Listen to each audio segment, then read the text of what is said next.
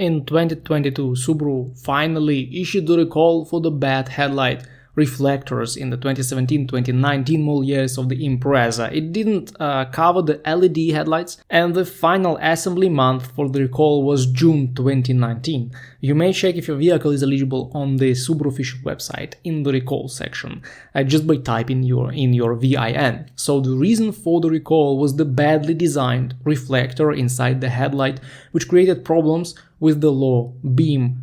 Drivers could badly see the road, and this of course led to safety problems.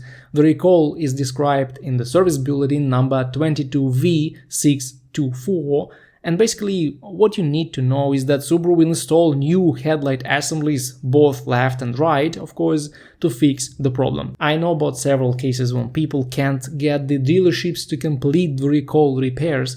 Dealers keep saying that the proper headlights are on back order and never book the cars in for replacement. I don't know why dealers even do this, since parts are available and Subaru of America is ready to cooperate. The average time for delivery of the parts is 2 weeks. So if you are in this situation and the dealership keeps ignoring you, you have two options.